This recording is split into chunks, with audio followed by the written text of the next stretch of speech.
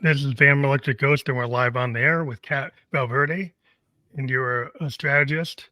And we're going to talk about one of the topics we were going to talk about today is why intersectional feminism will save capitalism from itself, a theory.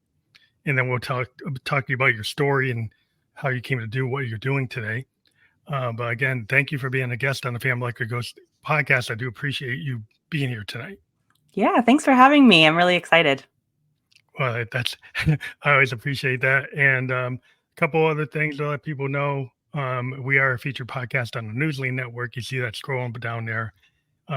Coupon code Ghost. If you check that out, you can listen to us on Newsly for free for 30 days and see if you want to have an audio version of the podcast. We are a featured podcast there, so we give a shout out to them right now. But in terms of questions that we always ask every guest, we always ask any guest that's on the show a couple of questions as a kind of baseline, like basically, like like what motivates you, and why do you do what you do? Yes, I don't know that I always would have had an answer to that question, but I'm glad I do now. I started my career in fintech, doing taxes and HR and basically like legal compliance. Not super sexy, but I did learn a lot. I did that for about 10 years. And after COVID hit, I spent a couple years being super burnt out, like most of the world, and decided in 2022 to make the leap into marketing. That's what I do now. Profeshh is a digital marketing agency. We do some content creation. But to be honest with you, about a year into it, I was doing fine. I had matched my salary, which was the goal. But I was still just as burnt out and started to have a bit of a existential crisis, I guess, of, Mhm. how am I going to maintain this forever? I thought this was the solution, right? And it wasn't. And so I started really exploring, okay, I know I'm good at marketing. My clients are happy. I'm getting word of mouth. But what can I do to just be able to wake up every day and keep doing it and doing it happily? And so over the last year, I've really started pivoting. I am really focused on values based marketing, Mhm. whether that be who I'm partnering with, what clients I'm bringing on, how I am structuring how I charge people has been really, really big. And that is what keeps me going now is I finally scratched that itch of finding my thing. And I Yeah. thought it would Well, be being an entrepreneur, but it's, with that's the value. thing. Sometimes people say, well, they want the $1 million, but really they want the peace of mind because they Yes. think the $1 million is going to give them the peace of mind. It's like what people really want to do is like, I want to have control over my destiny, right? Mhm. So Yep. that doesn't mean you have to make $1 million. You could have a business or a service that it nowhere hits that, right? But you Mhm. actually feel satisfied about what you do. You Yes, feel and good have some about. sort of, like, comfort that it matters. Yeah, well, you feel like you're having an impact. Yeah, as you know, as a podcaster, I'm a creative person, and I made a choice to talk to like emerging and independent creative people because I think I need to hear. I want people to hear voices that maybe aren't heard in the top tiers, Mhm. and give people that like. Because I started with like independent music, and they got the big labels and you got the underground. I said, I want to have people in the underground. And I said, well, why don't I want to apply that to entrepreneurs, life coaches, business people? You know, it's the same thing. People have that same creative spark. And I felt more comfortable doing that. And I actually had been given an opportunity to do a higher level, like tier of interviews with like bigger artists.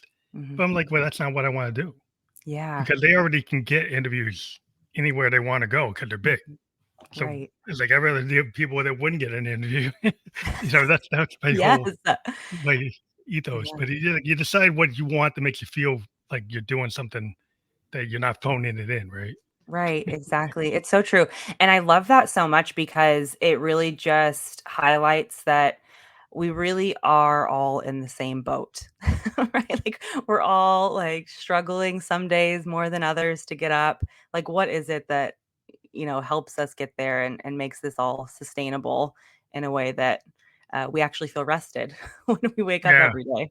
Well, it's so important because I deal with a lot of creative people, and marketing's always the place where we fall down. Because Hmm.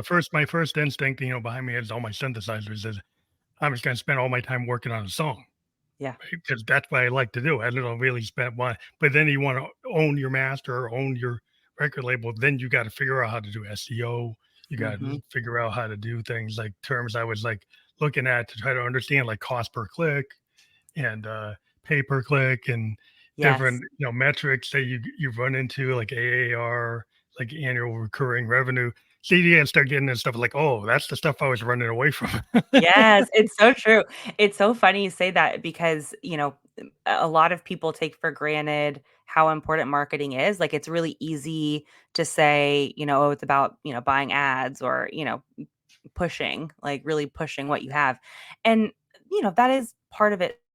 But all of those acronyms you just read out, really what they're telling us is if we're on the right track and if what we're doing is at least helping us break even, right? Hmm. Like, and we don't know what we don't know. And that is what's so interesting is we have to be able to check in with ourselves to make sure, we're protecting our time and our money and everything we've invested in our passions, just like anything else. And that's exactly, all of those points are so important. Well, I think it's really important that people, like a lot of creative people, we end up not knowing who to talk to. And a lot Mhm. of times we pick the wrong people. Yeah, We pick the label, and the label takes like 90% of our earnings. that's so true. Or we we go independent, but we've used the wrong SEO, used the wrong, like, using bots instead of organic. And it's like, oh, you Mhm. can, not, those aren't real plays. Mhm. Those aren't real fans. It's yeah, you can boost something, but like, are those people, like, they're all in like Eastern Europe. So I don't even think they're really listening to you. Right, and then what's even worse is they're over there in Eastern Europe and probably getting paid peanuts, and the company that we're actually paying is still taking, most of the money. So, it's, doubly offensive for all of us. But also, what's interesting you brought up is like ethical marketing. Mhm. 'Cause I think a lot of people, they say, "Well, I gotta get the 1,000,000 views, I gotta get the 1,000,000 clicks, I gotta," but then they don't think about, like, what is ethical marketing? Like, Yeah. are you actually selling a service or a product that actually is ethical? Or are your practices in pushing that product ethical?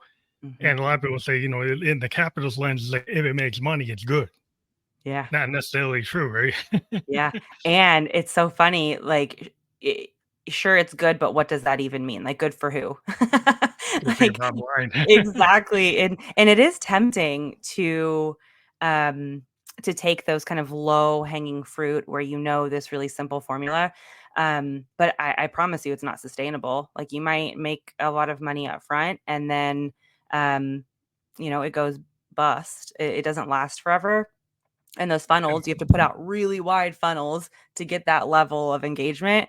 And then sure, maybe you had, we could say something crazy, like you had 1,000,000 views overnight on something that you posted. But I guarantee you that your conversion rates, like you're not going to get 1,000,000 Yeah. sales Yeah, because your they are, conversion yeah, rates could be, yeah. A lot of people will view. It's right. rare that they actually click through on what you're offering. Exactly. If You you're have to offering make a sure it's in front of T-shirt, the right people. yeah, you got 1,000,000 views, like, how many people actually bought your T-shirt? Like 100? Yeah. Yeah. 1,000? Like, you might not even get anywhere near that. So Hmm. they like your cat video, but they Exactly. don't like your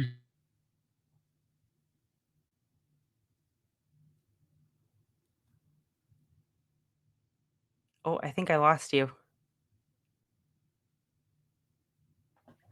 comes back. Yeah, Oh, we're there back. you are. Yeah, I But hear you. yeah, There. Now I but see you. like, Okay. I had this I was selling this hoodie because I had a veteran producer festival, a 3-day concert with all these bands I interviewed. Mhm. And it worked for the period of the time that I was doing the festival. But then I noticed, like, after the festival, I wasn't getting a lot of engagement, so I ended up taking the product down because it needed the festival to be going on to actually be able to sell it. Right, At that's least where it your people were. Yeah, Mhm, that's where they were. So once I was not doing that, then it dropped, and I said, "Well, I'm not actually making any money to mhm, keep it available because it's costing me money. I'm not getting enough sales." So I just exactly. immediately shut it down. Right. until I actually do another concert. Right. I mean, data is everything, right? Like, and you wouldn't have known that if you weren't paying attention to what was Yeah, your actually going data. on. Yeah. Yeah, how important is like your view into people's data? Like when you offer marketing, you what's your first like initial like guidance to people that come to you, like in terms of like what type of data they need to give you for you to actually come up with the right strategy? Mhm. Yeah, I mean, it's everything. Just using your t-shirt example, let's say that you had 1,000,000 views, like we said, on a video promoting this t-shirt or sweatshirt, and 100 people bought it. I mean, great. I'd be psyched about 100 sales, but I would be even more psyched if I had 1,000 views and 100 people bought it, because Yeah, that it's better. percentage way better, way more impressive, right? Yeah, that's better. Yeah, and I think that is oftentimes the disconnect. That's a very simple, um, example about the power of data, because looking at those conversion rates, those are very different numbers. But I'm still happy. I still sold 100, Yeah.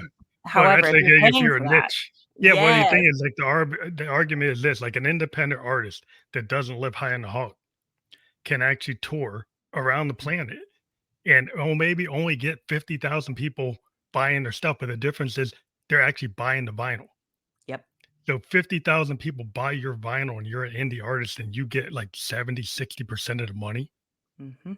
You get more money than some artists on Spotify because they're paying 0.004 of a penny. But when you Yes. sell that vinyl, you're probably getting 70% of the cost of that vinyl coming back to you. Yep. So if you sell 1,000 units, you make more money than the guy who had 40,000, even 100,000, 200,000, a million views on Yep. Spotify. They don't make anywhere near the money you made on that vinyl. Right. That is such a good example. Can I steal that for future interviews? Yeah, but it's a music example of money, but yeah, Yeah, we that's I we we mean, have to understand the money too. you have to. Yeah, and it's tricky because, I work with a lot of small businesses, and so I wanna tell them, like, we should celebrate those wins. Like, let's celebrate, those 100 sweatshirts that we sold. Amazing.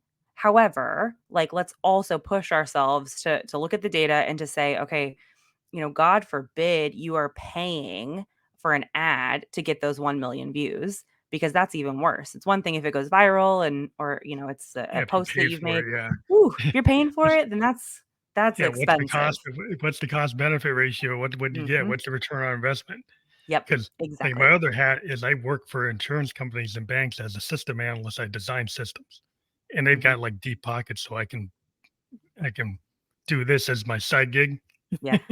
Heck yeah. But so I can actually afford to take risks because as an artist, so it's like as an artist, I can put something out and I don't really care as much about like I want to just throw it at the wall because I Mhm. I want to put something out because of my day job is pretty good. Yes. So it's not going to be like starving artists, so I can afford to experiment and put out Yep. things I feel like, and that's the value. I decided my value equation is I want the freedom to be able to do very experimental work Yep. without anybody telling me I can't put it out. So Yes. that's I made a choice and I found a way to do it. And I've Mhm. been doing It's it so since like smart. 2016. You have to protect it, right? That there's a book that is I love. It's by Elizabeth Gilbert. She is a writer, and a lot of people know her from Eat, Pray, Love, big movie, but based Oh on her yeah. book. Yeah, I know Yeah. that. She has another book, it's called Big Magic, and it is all about that. I mean, she's incredibly successful, incredibly wealthy now, like, one of the most amazing writers, but she worked her corporate gig, I mean, well into her 40s, and I think she's in her early 50s now, um, because of that exact thing you just said. Like, you want to protect the things that, bring you joy, and you don't wanna demand them to pay your bills, right? Yeah, yeah, Eh, because then you're in a situation where you might have to cut corners or mhm. make concessions. And Mhm. there's like an Or yeah, artist or is like sell out, right? or sell out or just like, okay, I'll work with this producer that sounds like everybody else just to be Yep. there, but is that really my sound? Mhm. It's not your sound. It's like, why did you even pick up the guitar? Why did you even get on the piano Right. if you're gonna go make something that somebody already else did? Right. And so to me, it's like the being authentic and being vulnerable is the core of any person that I talk to as a creative. Mhm. And you can be creative in many different ways. You don't have to be an artist. But the Exactly. idea is like, are you being creative to try to do like a comparison thing? or are you Mhm. actually trying to satisfy your inner yearnings and your muse? Yes. Are you trying to do that, or are you trying to do something else? Right, exactly. That's so true, and it's a funny, balance because then at the same time, we do care about these things, like your music, like I'm a serial entrepreneur, so I have a million things going on at all times. Um, so it's this funny balance of, pushing yourself to create these things that you love, um, and then also making sure you're not, drying it out Oh, yeah. by, like by demanding it pay the bills or by, having too many number one priorities, which is my problem all the time. Like you Well, have to sometimes you get really find it. diminishing returns if you got too Yeah. much going on. Because a lot of times, like, the one thing we've noticed is, well, as an artist, what I've noticed as a producer is sometimes you need to get rid of the noise. Hmm. Sometimes you need to have some quiet. You need to kind of just not have all these things impacting. You just kind of need to get it into this kind of phase where you can actually think about what you're doing rather than reacting. And, Hmm. sometimes it's like taking a break instead of being on a song for 10 hours Yeah. and trying to just do 100 takes. It's like walk away from it, come back, go out, walk in the woods, go out for some coffee, do something else, take your Hmm. mind off of it. And then not that you're going to, put it off, but Hmm. sometimes you kind of too close to it and you need to get a little bit of distance. That's so true. Yeah, I feel that really strongly. I have to force myself. Luckily, I have 2 dogs that you'll Like probably you hear will go them out walk. at some point. Yeah. They are very demanding, and I have no power in this house, and so they force me throughout the day to get up and walk away. But it is Yeah. really incredible when you then come back to sit down. Like, 1, you have some clarity, but 2, you see things a little bit differently, Oh yeah, like, it's definitely. Like if yeah, you it's a go game changer. like even like a lot of times, like as an artist, they get people to keep like an archive, Mm, or they hit record on everything they're doing. I've talked to like authors, they're doing voice memos all the time. mhm. They're writing on napkins. They're just keeping a record of everything everywhere Yep. because you never know. Sometimes it's like you say, well, this isn't working, but you're doing the kind of a stream of consciousness. You're just a flow state. Yep. It doesn't make sense at the time you do it, Yep. but sometimes when you come back and you look at it, it's like a diary. It's like it's like you're actually keeping a record. And it's like, a lot of therapists will talk about like art therapy and making sure that you actually record Mhm. things so you Mhm. can have that looking glass reflection moment. And then you start to actually, oh, here's something that's going to work. And Yeah. you give yourself some grace to kind of just put it down. Yes. You don't have to have it perfect. You can have, perfect is the enemy of progress. Yeah, exactly. That's so true. I and in that same book, actually, she says something about creativity and that it actually is its own, like, energy and its own being, and you can't really control when it comes to you, and you also have to respect it because if you sleep on it for too long, then it will find somewhere else, like, it will find It another will go home. somewhere else. Yeah. Because Yes, somebody like can receive it. Yeah, some people are yes. like receivers. Like Mhm. a lot of feel like I've talked to a lot of artists, a lot of musicians, and they feel like there's this kind of universal thing out there and I can channel. I Mm, can kind of, it's not that I don't have ability. I put my 10,000 hours on my bass or my guitar or my piano mhm. or my voice. Yep. And then the thing is like at any time, this kind of flow state, like the muse, the idea of the muse that the poets and, Victorians talked about, Mhm. artists have a tendency to be able to pick up on that muse. And what people don't realize, it's not all coming from the outside. A lot of stuff is inside. It's like subconscious. It's like Mhm. waking dreams. There's stuff in your consciousness. And then when you're an artist, it just comes out. Yes. And because of your skill, that 10,000 hours you put in, it comes out in your writing, comes out in your Mhm. playing, comes out in your acting or painting or whatever it is that you do. But you have your stamp on it, your individualism. Your Yes. and that's what makes something cool. And the way some people clone and copy, and they don't realize it's that internal subconscious stuff that's inside of you. That's the secret sauce. That's the thing that people want. You might Mhm. not believe, but that's what they want. Yeah, I mean, it's just proof that we all have a really, really strong, bullshit meter. Like, we know Yeah, when something's authentic, and we yeah. know when something is plastic. And I think that we're getting more and more fed up with the inauthentic takes on things, and we're kinda starting to collectively demand that, like, authentic, original, um, you know, transparent in everything, in business, in art, in music. Like Yeah. the consumers, we're pretty savvy lately. So what do you think about AI and marketing? Because I'm in this whole AI revolution in IT, Hmm. and the programmers are getting hit because they're saying we can just have the AI code it. And I was like, okay. Yeah. And then the graphic artists are getting hit and say, well, the AI do the art. And then even musicians say, oh, the AI will do the song. But my whole thing is like, yeah, it can do it, and it actually will do something that sounds listenable, Hmm. but it doesn't have the spark. It doesn't Hmm. have that spark of creativity. If you're not a good listener, you might just think it's good. But if you have actually been listening to art, or a fan of art, Hmm. like you can kind of pick up the AI art versus like an actual artist doing art. And you see like there's something flat about this. There's something that doesn't feel right. It feels, yeah, it's there. It's better than what I can do with my hand, but it's not, doesn't move me. Hmm. Yeah, I'm experiencing the same thing. I think there's a lot of fear around AI for that exact reason. Is it coming for all of our jobs and all of our talents? And um, that has been a big pivot that I've made in 2024 is because AI is coming. I'm not personally worried, but it does take some preparation. I think those that are just kind of floating along with the status quo, marketers, for example, yeah, AI is probably coming for you. Like, what do you But you have that gotta is use it. It's like human? it's a toolbox. Like Hmm. as an artist, I find ways to use it. Like Exactly. I use it to help with me or like SEO. I Hmm. use it to help me with like mixing because Yep. like you can have multiple choices of how you mix the sound. Hmm. AI then suddenly gives me a palette of tools that I couldn't have afforded, like Right. virtual preamps that I don't have to physically buy a $5,000 preamp. It'll run it through a virtual amp that's sim pretty close to the real one. So Hmm. then I can afford to actually do things that I couldn't have afforded. So it Right. allows me to have capabilities that are beyond my means, my initial means.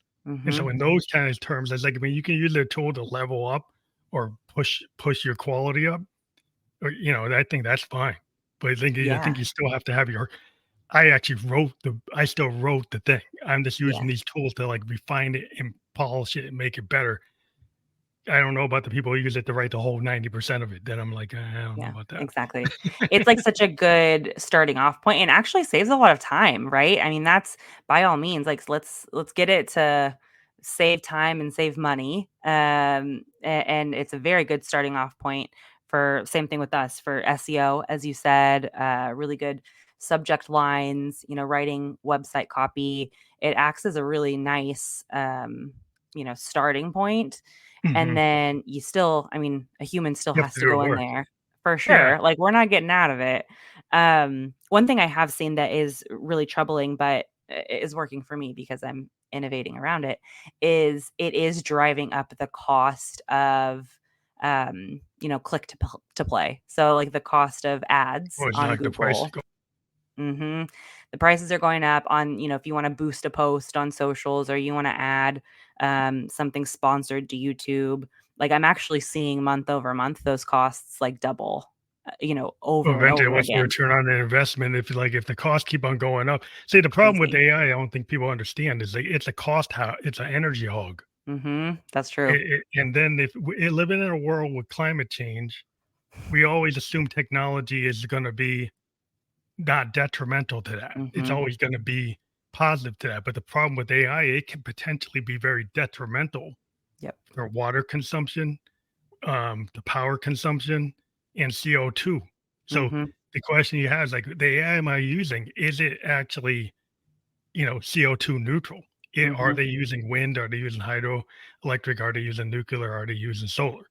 Yep. If they're using oil and coal, you're not really helping things by using the AI. Right. Right, it's so true, and it's also about, okay, I'm feeding all of this information into it, and initially, OpenAI, for example, ChatGPT, that was designed fundamentally upfront to be a nonprofit. They deeply believed Yeah, information belongs to all of us. Well, how shocking, to they're privatizing. profit.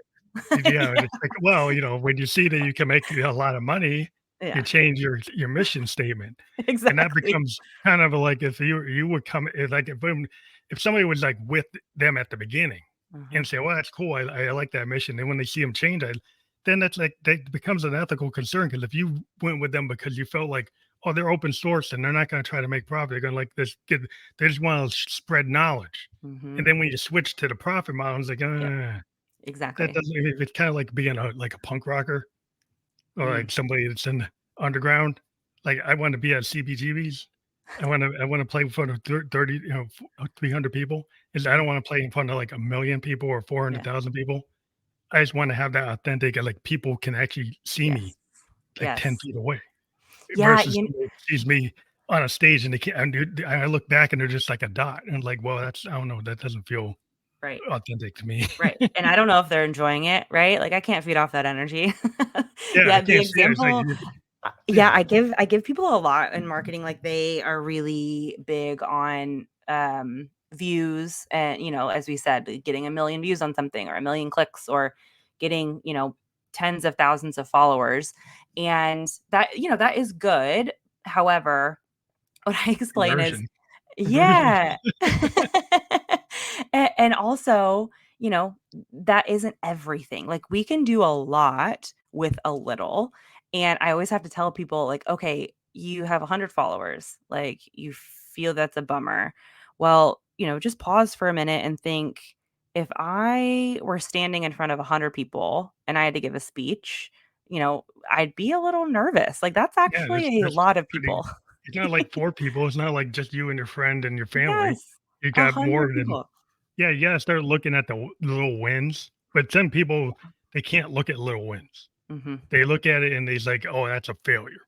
Right. And it's like, if you I kinda come from a Buddhist perspective, you think about the positive things in the day, Mhm. and it's like an ebb and flow. It's like there's some things that aren't gonna be so positive and the things that are, and even the things that aren't are lessons. And if you Yes. actually listen to where you hit the low trough, it's like, oh, well, there's something I can do to get better or to be more stable or to not be underperforming. So Mhm. you take it as a lesson. You don't take it and then get caught up in it's like I'm failure. I'm a failure. It's like, well, Right. that's not going to help you. Yeah, and it's also about, what is your scope of impact? Like, what can you actually control? What can you do today to try to make some of that better? And, learn from what you could have controlled before and maybe you didn't, and then you have to move on. It just goes hand in hand with staying Yeah, positive. You can it's that saying, today we mourn and tomorrow we fight. Like, nothing is yeah. static. Like, let's keep going and figure out what I can do right now to make this a little better.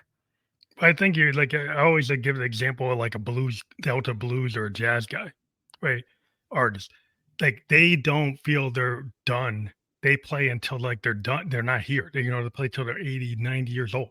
Mhm. Where then like pop music, like if you're not 17 to 25, you're 25, you're done. Right? Like you're like Yeah. washed up. It's a Mhm. different perspective because it's about the actual like in jazz and blues, it's about the form. Mhm. Doesn't matter the age. You could be a 17-year-old jazz, phenom, or you can be an 88-year-old jazz phenom. It doesn't matter. It's like, do you have the feel? Can you play Mhm. it? Do you feel it? Where the other stuff, it seems like it's more about the flash. Yep. And so, like, I always tend to go toward the things that have a little more substance That's so true. and less I less always flash. wonder yeah, and, you do see occasionally some actors, oh, what was his name? I know you'd know him. Ted Danson Oh, from yeah, yeah, Cheers, yeah. right, and Yeah. he's still working. I mean, he's pushing 80, I think. Yeah, he's always Um, working. He's always doing always something. working. Yeah, and I self with actors like that. I mean, obviously, movies need elderly people too. So, Mhm. that they exist. But I wonder with people like that have had such big careers, and as you mentioned, like jazz performers working well into their 80s, like I'm envious. That is you have to really love what you're doing If you love when the you craft, you weren't there for the flash. I right. think sometimes people are Mhm. in it for the flash. Yep. And so there's only a really optimum period for that. And Mhm. then the rest of the time you phoned it in or your character or who you were. Yeah. But if you're actually doing it because you actually love it, like I always Mhm. talk to a musician, like they play the sax because they love it, not Mhm. because they're trying to be the latest thing on TikTok. It's because that's how they take anything that happens to them and they put it into music Mhm. or author, like anything that they feel they turn into work, put into words. And Mhm. so when you're able to have those kind of artistic capabilities, if you put that into as an entrepreneur, so I'm here to do things I think need to be done. I have these Mhm. ideas I want to make happen. And so that's what you want to do. And it's like sometimes it won't work, Mhm. sometimes it will. And so you're the act of being able to do it and have that freedom to do it, I think that's the point, not the $1,000,000. If you get there, Mhm. that's fine, it's gravy. Then you can keep on doing it. Right. But that's the idea, right? But some people are just looking for the money or the views or some Mhm. metric.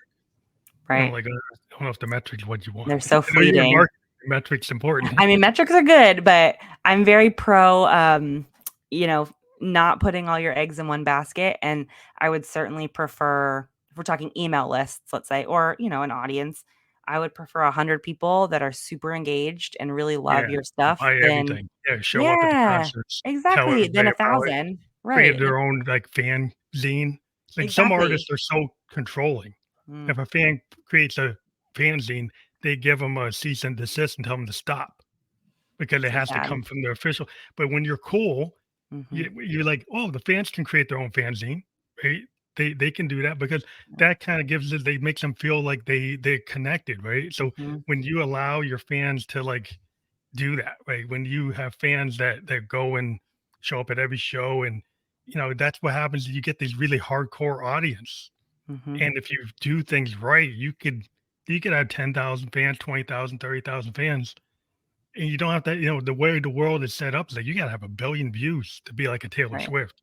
Like, Right. and who's gonna hit that? It's a top tier, Yeah. and that's not a lot of people. Hmm. But in the lower tiers, if you do something where it's yeah, you actually do vinyl, you do artwork, you do posters, you show up, you have merch tables, you communicate with your fans at conventions, you do things, you show yourself making cookies or baking or doing something like odd on your TikTok, then Hmm. you'll get engagement and people say, "Oh, this guy's cool. This person's cool." Mhm, You and know? authentic. Yeah. That's so real. I, and that's such a good example. If I was, the marketing manager for those musicians, I would say, "You absolutely do not send a cease and desist. Like, are you crazy?" Like Yeah, sure, some you're of them do missing out that. on some money. Yeah, but how much money are you missing out on, and do you really need it, dude? Like, come on. Like, let them But just engage no and be control. happy. Some people wanna Yeah, control the image to, like, the nth degree, and then yeah, you gotta, like, wonder why. It's like, why are you doing that? Because, like, once right. you write a book, it's like the people interpret it, Mhm. right? And people write a Right, song, it's like people interpret it. You could have an original meaning, but you let your fans kinda own it. right. And when you don't let your fans own it, you're kind of a control freak. And Mhm. it's like, is that really gonna help you? And Right. it's really kind of different problem. It's so true, right, and then I'm certainly not gonna be loyal to you when you release more work, I'm gonna be over it. Yeah. But you gotta like, you know about metrics, like the KPIs or key performance indicators.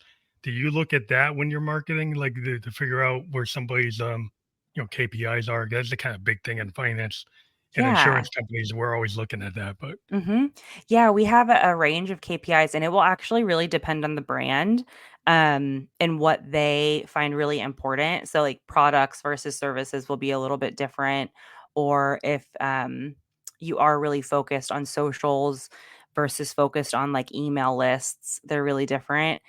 Mhm. But at the end of the day, it is gonna be holistically looking at what you're trying to do, and are people buying it? Like, Mhm. and not Yeah. just, like, buying it, physically giving you money, but, like, are they buying into it? Because Are they really at the repeat buyers? Is like a big yeah, thing. The repeat are they buyer versus like engaging? the new buyer. How much effort it gets to get like a new Mhm, person mhm. versus a repeat like a lot of agents like Yeah, within insurance companies usually love to kind of yeah, resell to a base of customers and they got the family, you got the relatives of that family, the mhm, friends of that family, and they keep on building on that and they yep, get repeat sales from the same group of people. mhm. And that Yes, seems to be like something that they get trust or they get exactly. brand trust and get sales trust. Yep. And then people are like, okay, I'm willing to buy from this person. Exactly, and refer. So, we've all I know that everybody watching this will know what I'm talking about. There's 2 surveys that you get anytime you use a service or you buy something, and they usually get you, via email. They'll ask you, "How likely are you to refer this product or service to a friend?" And you select 1 through 10. And then the other one is, "How satisfied were you with, X, Y, and Z? Were you very satisfied, not very satisfied, neutral?" And that one, like how satisfied were you? That's a really, really important indicator. It's a customer satisfaction, CSAT is what they call it. Hmm. And then the other one is called your net promoter score, which is NPS. And each of those, so the satisfaction one's pretty self-explanatory. How happy were you? The first one, NPS, is really, really interesting. And it's what I use if I'm looking to partner with somebody or if it is a client that's looking for my help. That's one of the first things that I ask because it measures, you have, it's a 10, it's 0 to 10. And if they select like 8, 9, or 10 that they'd be willing to refer. That means that they're real promoters of your business. Somebody that's going around and saying, "Oh man, have you like seen this? Like this is amazing." Like they're actively, without you asking, talking about you. Oh If yeah. you are I think it's 6 and 7 are the 2 in the middle. Those are neutral. So nobody's saying anything bad. Nobody's saying anything good. It's whatever. But if you're a 0 to a 5, you are actively detracting from the brand and, leaving bad reviews, saying like, oh, to a Oh, friend, like, I got this. It wasn't worth it. It's falling apart. Like, I hate it. Piece of crap, whatever. Um, and so that it calculates that, the formula when you have this data will give you a score and it'll let me know as your marketer, like, do your people even really like you? Like, do they like your mhm. brand? Like, what are we working with? And that's a very like first conversation onboarding. Like, am I going to proceed with this kind of ask? Um, and it's really interesting. It's like if I had to pick one thing, that's what I would pick first because if people aren't identifying with your brand or trusting you, then we've got much bigger problems It's a before we bigger even think job, about it. bigger Yeah, uplift because there's a problem with your brand and it's a right. foundational problem Mhm. that maybe marketing isn't going to solve No. if you have, what we call structural change in the coding world. Yes. If I have to Yes. actually change the structure of your table, Mhm. change the structure of the database, Yep, then that's going to take a lot of work. If I'm just adding a exactly. value to a column, that's not a lot of work. Mhm. It's just adding an attribute. But if I have to structurally redefine it because it's not working, Mhm. that is like, architectural level problem. That's exactly right. Like, we have to get the foundations right before we can do anything else. And in fact, if you have a bad NPS score, that is not something you wanna be marketing. If people are saying your product is falling apart, like, you gotta stop. It's like recentering Focus time, on guys. redesign or Yes. new product to Uh-huh. replace the bad product. Kind of Exactly. like, and I'm a child of the 70s. Everybody kind of knows of this, the 70s age of like cars, like in the Mm. late 70s, like 79, 78. Mhm. The quality of cars compared to like stuff in the 50s and 60s, you're like, what is this? It's like it just dropped. It's like Yeah. it was like you had these cars like 65, 72, 73. People love them. And then they start, you had some of these bean counters came in and they told the engineers, like, you don't got to make it that good. Like Mhm. you can cut back on this, cut back on this, cut back on that. Mhm. And then the cars became like not desirable. People didn't Yep. want And it's just still happening. I mean, that's when they started really squeezing the lemon, right? Like, how much more them. juice can we get out of this? And they're squeezing it for like 2 or 3 people up at the top and shareholders. Like, what can we do to really squeeze this And they out? wreck And it. Like when you change a correct. recipe on a product, Mhm. and like I remember, like again, child of the 70s, there's certain products in the 70s, they don't taste like they did. Like, I don't know, it would be a jerk, but like McDonald's fries Yeah. in 1972 are not what they are in 2024. And I Mhm. remember as a kid eating them, and I was like, that's not, these aren't the same. Right. There's some, this ton totally different. Mhm. And I remember when back then, I really liked them. And Yep. I was like, not so much. It's like it's people like this kind of the brand. Oh, I like it because it's this, but it's like it's not because it actually tastes good. Mhm. You're kind of you just like it's just a known thing, so you go get it because it's known, but it's actually not. Not like Mhm. if you went to that like that local hamburger stand that's small, Right. but they make it and they have these fries that are unbelievable. And you're like, wow, that's what I remember. Yes. Like, that's what I want, is I Yep. want that individual restaurant that's, like, not brand name Mhm. X, but it actually tastes good. Yes, that's exactly right, and it's exactly what has happened. It's a part of capitalism, and, like, it's why we are in this, like, late stage, as they call it, late stage capitalism now is because of that. Like, we've just compounded on ourselves and squeezing that lemon until, I mean, I'm sick of all of this. I hate all of it. Yeah, Let's it's start really why I again. just well, I live in New Hampshire, so we have all these local restaurants, we don't have Uh-huh. as many chains, we have a lot of, farms, so I Mm, can go and get bison, I can go get veggies, I can go get peaches, and get apples, I can get them from an orchard, from a farm, I can get, like, a fresh turkey, like, it's the not best. processed, and so one of the reasons I live here, I'm a cancer survivor, and the fact that I can get that kind of food. Yes. I don't so I Nourish chose to yourself. live in a place where it has a lot of access to that Mm, kind of food, and other people might say, "Well, I want the convenience of going to the supermarket." mhm. Well, there's a convenience and then there's a cost. Being a Yeah. cancer survivor, I figured out the cost, so, like, I found out, you might find out. Exactly, and, like, unfortunately, the hard way. I got my MBA in international business in London, and that was eye-opening, like, living somewhere not the US and grocery shopping, and the number of things that are illegal there that I've are so seen that. common here, I mean, Yeah. mind-blowing. The candy is different because there's so many Everything's additives different, here. like, Everything. 'cause you can't have the artificial colors, you Mm-mm. can't have a lot of the preservatives, you can't have the Nope. additives in the EU, and Yep. sometimes in the Pacific, you can't Mhm. have them. Yep. But They here actually don't have organic, like, there's no such thing. It's like a nonsensical term yeah, because yeah. everything is like that. Well, everything's like that because they don't allow it, to Yep. be and so we've just gotten the convenience and, Mhm. the shelf life. A lot of it is just for shelf life and for Yes. presentation purposes. It's not Mhm. like people need to actually learn what food really looks like, what it Yes. really tastes like, and people have been kind of taught not, it's not the real thing. It's like this Mhm. stuff is fake, but now Mhm. you think the fake is the real. And so it's a total, Exactly. you got to flip everything. Yes. I am in Austin, Texas, and my grandparents, they have a farm, down south outside of San Antonio that I've grew up on, like, they've had it my whole lives. And now they're well into their 80s, still working that farm. Speaking of, loving what you do. And my grandpa has 70 chickens. They're his 70 best friends. And I brought home some eggs, and he was so freaked out by them because they were different colors, like Yeah, each they're not uniform. shell. They're Yeah, not they weren't uniform. uniform. The yolks were different colors. He was so weirded out, and he was like, I feel like But they want I because that's the problem. The corporate has got us to, like, this exactly. is the standard tomato, Yep. which was barely kind of designed to not bruise. Mhm. But then it has no flavor. Right. Like, the supermarket tomato is a good example. It's like, it doesn't get damaged easily if you touch it, but it has, like, 0 flavor versus if you go to a real farm Yep. and go find a tomato, they don't all look the same, Yep. different shapes, dark, deeper flavor.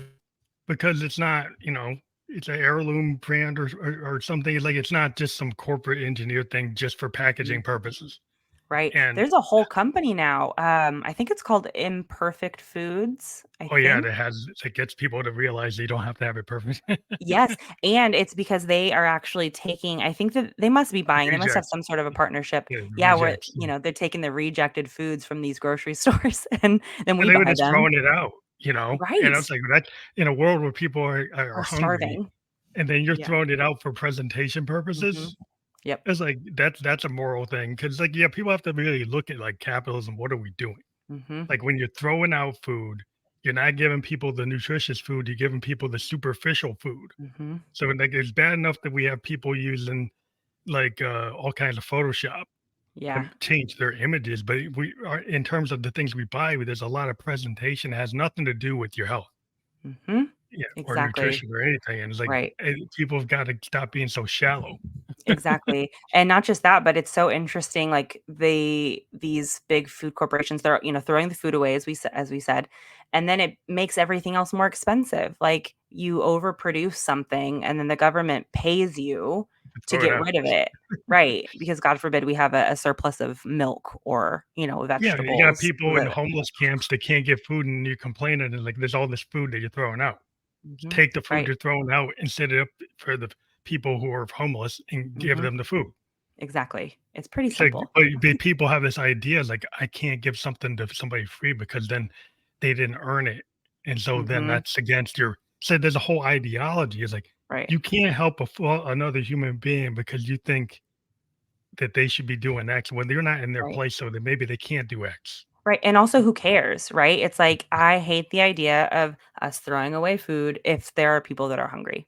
It can be that simple, but we have just been so trained, I think by, politics as well, like, there's a lot of hate on both sides of, like, "Oh, well, we hate the welfare state," and it's like, "Well, dudes, I'm not here to judge, I'm just here to help. So if I have extra Well and I'm gonna put it in the trash, like, let me well, give it you to the way I someone." look at it is, are you a citizen of a nation or are you a citizen of the planet Earth? Mhm. And then what happens is everybody's building up these like divide and conquer into states and Yep. zones and countries and That are areas. not real. And it's like, well, if you, it's like you're supposed to be on the planet. Every human Mhm. being that's on the planet is supposed to be on the planet. And Mhm. then you're saying there are people who are illegal. Mhm. Okay, everybody can be on the planet. You just create these lines, and there's no line in the ground. Right. Anybody could be wherever they need, and most animals are migratory. They Mhm. go to where the conditions are better, Mhm. and that's what they're supposed to do. It's Right. kind of like the innate trait of any sentient being is I'm gonna put myself in a place where it's better for me. Yes, exactly. It's just so nonsensical what we've done, and it can be overwhelming. I love to have these sorts of conversations because a lot of times, the conversation will stop because it's like having to unravel a really tied up knot. Like Well, nobody it's a big knows knot. a really big knot, and like sure it is, but we created it, and at some point we've got to start unraveling it. Like we've got to do something we can't throw our hands up and say like, "Oh, it's just so frustrating. It's too much." Like, Well, it's like this. true, Every but generation's had to do their D-Day. mhm, Their Omaha Beach. They got to do the work, and our lifting is there's a lot of things that like people have got to come to terms with. Like there's finite resources. There's issues with the planet mhm, in terms of, and then there's people that need to be in the right place. Like mhm, they're people who are not. Every human being has a trait, but some people are not allowed to actually like actualize. mhm. If you allow every human being to actualize where they could be, you'd have so much potential that's untapped. Yep. And there's certain people that have interest in some people's potential not being tapped. And people have got to get beyond whether the politics of it and just think about the whole overall high level of it. Like at Mhm. a high level, shouldn't all human beings be able to actualize to where they should be able to be? Right. Right. And then shouldn't everybody on the planet have a chance? Mhm. And then once you Right. say that, and it's well, no, only people on this part of the planet should have a chance, then you start to say why. And then you got to challenge people's Mhm. preconditioned ideas because a lot Exactly. of it's been set up for Yep. you to think that way, but you haven't looked and critically thought about Exactly. why is it? Why is Right. it that you think that way? And it's probably because that's the place that you live in the world. Yeah, Right? yeah. Like, I my mean, gosh. yeah. It's just to me, it's like part of it, just being ethical is just to Mhm. have a more open mind. I think we like Exactly. to be in boxes because it's safer. At the end of the Mhm. day, a lot of the fear, a lot of the conflict is that people are looking for safety, and Mhm. when they don't know something, some other thing that you don't know, or the person you don't know, or the thing that you've never experienced, Yeah. that can be you can be kind of trained into fearing that. Mhm. That's so And true. and if you can get beyond that and say, you know what, you need to kind of conquer your fear and start to say, did you die? Did you get hurt? Well, you didn't. So Exactly. maybe you can have a lesson learned today. This does not hurt you. Exactly. This person did not hurt you. This thing Mhm. did not hurt you. It's like, Mhm. oh, every day I can try something different, and then maybe you can expand instead of Right. contract. Exactly. And I mean, I have to say, like, certainly there is some financial privilege with traveling, and I count myself so, so lucky that I was able to travel so much. But I do think like that is a big thing, like getting out of your comfort zone and going elsewhere in the world and like seeing, my gosh, we aren't actually that different. And it is very obvious, like we are all of the same world and we're all just trying to feel safe and feed our children and maybe live a comfortable life, just generally be okay. It's quite simple, There are some Yeah. things that I deeply believe are just rights, feeling safe, having food, having a home, like these are really like rights that we should be born with. Yeah. I think some people feel like, you got to earn it. Mhm. So And American. It's so American that's of an us. American Yeah. mindset. But it's like, Mhm. if we had the least amount of vacation days, they're like Yeah. anybody. Mhm. Yeah, I'll tell And you then, what too, at my company before I left, they rolled out unlimited, like, it was very, fashionable at the time to be like, oh, "Oh, have we have unlimited unlimited vacation. They PTO." could Yeah. really use it. No, like, there's still rules and, like and in fact, I think people overall were taking less because they were too scared, like, that they To were actually taking too use much. it. But they It's kinda just knew that. They probably knew the psychology, the sociology Mhm. of it. Like, people, you give them that, and they're not even gonna use it.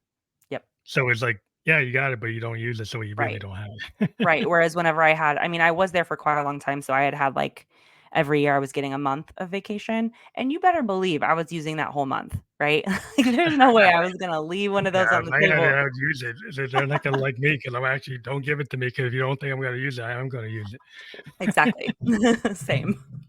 But, Oh. yeah, I think it's just interesting in this whole world of, like, you need transparency and trust, Mhm. and authenticity is kinda what we've been talking about. And, some people maybe don't associate that with marketing. Mhm. Yeah. Yeah, it's so true. The first part of it is related to what I was saying about like your NPS, your CSAT scores. Like, are you putting things out there that people find valuable? And are you doing it the right way? And I say the right way, like that really is in quotes because there's not a rule for it, but in the way that resonates with them. Like maybe you have a Mhm, product that in theory is amazing, but the execution is poor. So people are excited and they get it and then they're really disappointed. So, there's something there to be said.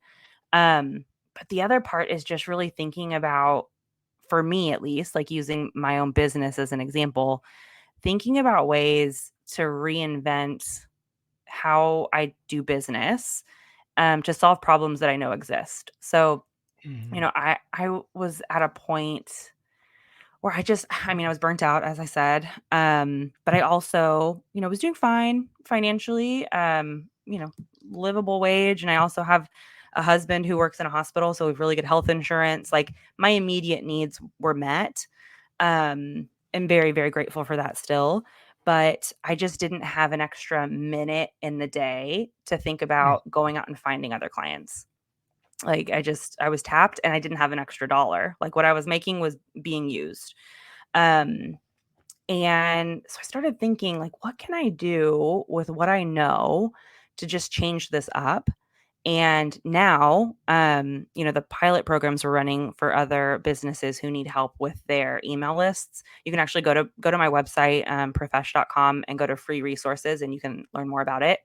Um, we have built it so that the problem we want to solve is if you have a capital problem, if you don't have the money, but you're ready to scale, we don't charge upfront for anything that we do. So, like, if we decide to partner to help you with your email lists and to help you generate some more revenue from that data, we go into it investing all of our time and our employees' time digging in and doing all the work. And then it's not until you bring in a client that then we decide ahead of time, okay, we'll do a 50-50 split on revenue for anything that oh, is so it's driven. hmm that's And an so interesting it way to do it is. And because it's then you no get more. risk. Yeah, you Uh-huh. you get people to actually engage because 'cause they're always, like, gun Exactly. shy. Yeah, and, People. like, rightfully so, because it's like, I don't know if you're legit, like, how many people say, like, "Oh, this is free, I'm not gonna sell you," and then they sell you. Like, Yeah, you yeah, know? yeah. Oh, it's the worst. Um, and we've seen a lot of success with that because, um, one, it is like finding the right partners, like those that are ready to scale and can handle the influx that a program like ours brings. Like some people are seeing 50 plus clients kind of overnight, and you need the systems in place Yeah, to you be need able to be to able handle to that. support that. If Yeah. you weren't ready to ramp that, then you'll have another problem because you Yes. actually can't your infrastructure can't support that level of clientele. So then you're Yeah. You're screwed, right? Like, great, we like, have them, and now we've just made them all upset. yeah, 'cause now everybody give you a bad review because you can't do it. Exactly.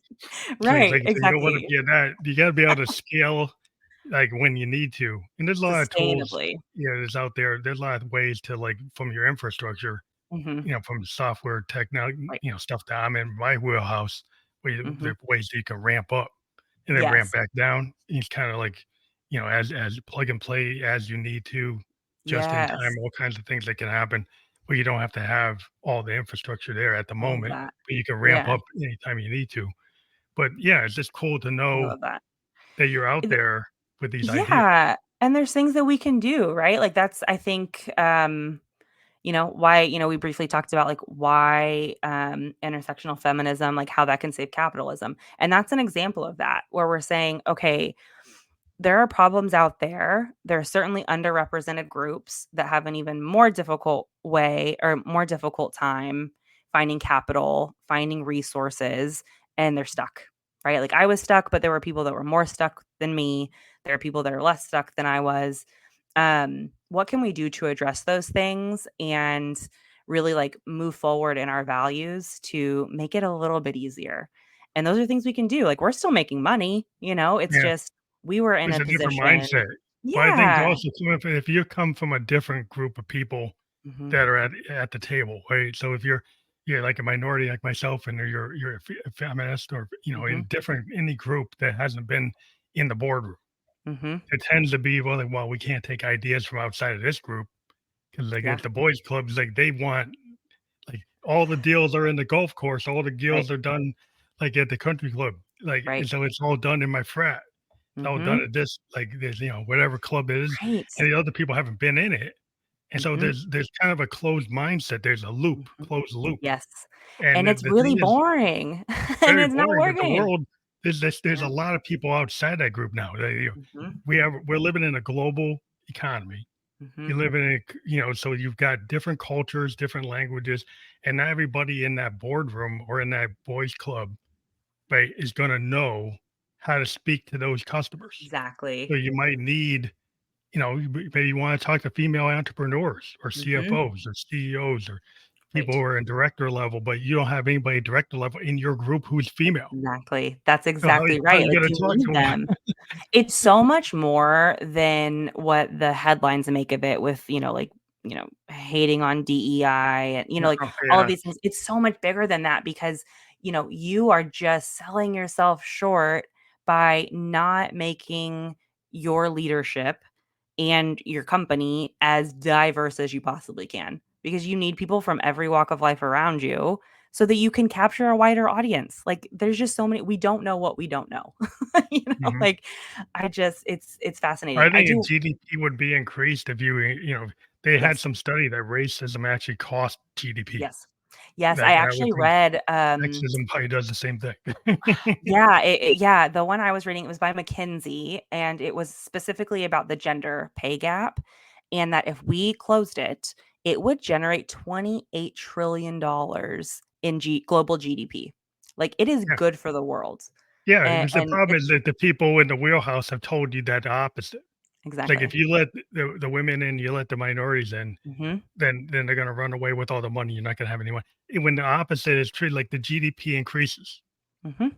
but they Yeah, don't wanna tell that story because, I think it's more about power than about the money.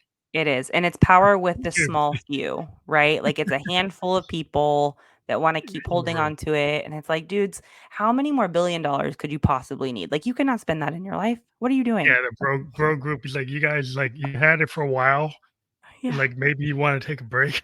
Yes, and you know what? It is really exciting, this, coming full circle to what, really gets me up in the morning. I'm pretty psyched to see how many small businesses, like, how many people are leaving corporate, they're starting their own things and creating things like this, like real grassroots change. is happening, and it's a forcing function. Like, we are Well, I not think playing people corporate's got game. fed up, because Mhm, my father, and my grandfather, they wanted to be company guys. mhm, They wanted to work for the same company, get retired, get their yeah, pension, but the pension went away. mhm, So there's no real incentive to stay with somebody like 30 years if there's no pension, exactly. right? Right. And so then the company loyalty is not really there. They drop you before you get your max retirement. Mhm, So they say, what's the point in staying loyal yep, when people don't stay loyal to you? mhm, So the yeah. idea is like, why don't you figure out be loyal to yourself? Yes, and, fun fact, or I guess not so fun fact, but, the 401k, when that came into being in the last 30 years, it was private lobbyists that were going to elected officials and Get push rid of through a pensions, yeah. 401k and get rid of pensions, yeah, Deferred, because it yeah, was more deferred expensive. benefit. Even though with Mhm, the deferred, defined benefit, but that's a better deal for the employee no matter what. mhm, A lot of yep, unions still push to have it. They're the only ones that mhm, still have it. yep, If you're not in union, you tend to, unless you negotiated it away. But unions exactly, that were smart still have it. exactly. Like a lot of private workers, oh, we're doing so good. Well, I've seen in the private market, our healthcare costs have gone up. Our pension is are really non-existent. 401k is not good enough. You have Mhm, to do something else on top of it, mhm, and you're going to have to probably work after you retire. mhm. When you're Oh, 70 yeah. and a half, you're probably still going to have to work. Oh, So yeah. that's not really working. So maybe you Right. need to be an entrepreneur. Exactly, and I'll tell you what, like, those sorts of things happening on a wide scale across the country, it's bad for the economy, it's a drain, and we all suffer for it. So it Yeah. really is this, like, holistic mindset that we will have to take on. Like, we don't Well, we have a have to take it choice. on because a whole generation of people, when they hit retirement, Mhm. aren't Yeah. going to be able to retire, I mean, aren't I going to be able to certainly cover won't. their medical costs, aren't going to be able to Exactly. cover their property taxes. So Mhm. there's going to be a drain unless you get creative and say, giving the top 1% all the money Mhm. doesn't really help in that Right. scenario. Right. You need to be able to have a vibrant middle class, entrepreneurial class of people who actually have more than living paycheck to paycheck. Yep. Um, and I don't know where people get this idea that voting for the interest of that, Mhm. like the robber baron interest, is Right. somehow in your interest. Like, It's you not. better read the Art of War. Exactly. It is not. It is not. And it's so funny. You can take a historic view on it, and the pendulum has swung back and forth, and it's just only now that we just have so many people retiring that can't afford things. Inflation makes it worse. Like, industrial revolution, the pendulum swung one way with private businesses, and then we Hmm, had the wars hit and the Great Depression hit, and then that created the welfare state because it had to, because everyone in the country was in poverty. yeah. But then, it swings all the way back now where everything is, really pushing for a laissez-faire. The market knows what the market needs. We don't need government involved. We don't need social safety nets involved.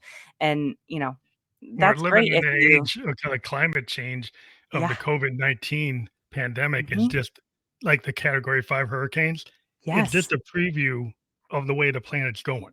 So if you Correct. believe in science and you Mhm. start doing some research on the effect of climate change, Right. more bacteria, more viruses, Mhm. right? Better, worse storms, Yep. less water. Right. All recipes for not good health for Right. millions and millions, if not billions, of people on the planet. Yeah, and And I'll tell you so what, science does not care if you believe in it or not. it's Like, gonna it's be what it coming. is. It could Yeah. be what it is. Like, you'll find out. Like if you're like when you see a category 6 hurricane and you say, "Oh, I didn't think that could happen." Well, when it happens in the next 5 years, Right. you're gonna have to start dealing with reality. Mhm. Right, it's coming for us, so we Yeah, gotta man, the prepare. That ocean wave strength. is. Yeah, the heat of the ocean is just gonna dictate the science. Mhm. Whether or not you're into oceanography or into Right. that meteorology, if Mhm. you start to look at some basic information, when you heat up the ocean, you get bigger storms. Mhm. You get more powerful storms. Right. And so what we're seeing makes sense and it's just going to continue. And so Right. people have got to start thinking about like where are you going to live? Like, Right. are you going to live near the water? Maybe And not. sometimes that doesn't matter. Look at what's happening in Appalachia. Like, my goodness, who would have thought? It certainly wasn't on my bingo card, and, I'm very much believe in climate change, that everybody there in the mountains would be completely washed away. Like. Well, yeah, because you can get storms that just hover. So Mhm. it's an overall presence. It's not even just living like by the water, like Right. being by the ocean. It's a hurricane threat. Mhm. But then like you have an overall threat for climate change in multiple places, either drought or too much water Mhm. Right. or too much wind or all combinations of the worst Mhm. combinations of those scenarios in different orders. Right. And so then it's just the order of magnitude. And then people have to start saying like whose interest it is to keep on selling the CO2 and whose interest is it not to do that, right? So Exactly. people got to start thinking about what you buy, what Yep. you do, how you use AI, and hold Mhm. the AI companies to like make it use the AI with green energy. Like Yes. say that I don't want to use this AI unless you tell me you're using solar, wind, or geothermal Mhm. or nuclear or something. And then maybe not nuclear Exactly. because you don't like it. Right. So, so people just need to tell these companies like you tell them what you want. That's right. Tell them We that you have the don't want to power. use the service unless you're doing this. Yep. I know. I know. It's fun and exciting to see all of us waking up, like all of the millions and billions of ants, like we are the many. But we just got to do it quickly because it's coming. Yeah. Yeah. We have a window where this generation's really got to have to get active, Mhm. um, you know, because there's a window where it's going to get harder, not Yes. easier. So Exactly. that's not what people like to hear. They say, "Oh, it's going to be easier for my kids." Like maybe not. Mm-mm. They have to work. We're all Right. gonna have to work. And so, Exactly. yeah, no, it's not what you want to hear. But I want to thank you again for being a guest on Have Like the Ghost podcast. We always end up talking about like everything under the sun, but I think we enjoyed where we went. Yes. No, this was amazing. I really thank you so much. And I would let everybody know that you'll be able to go to www.profesh.com, and that's fully clickable, and they can check out all the marketing offers that you have and then connect with you there. Yes. Yeah. And feel free to find me on LinkedIn. I'm on all the socials. I'd love to chat. I answer all my DMs. So come at me. Awesome. Thank you very much for being on the show tonight. Yeah. Thank you.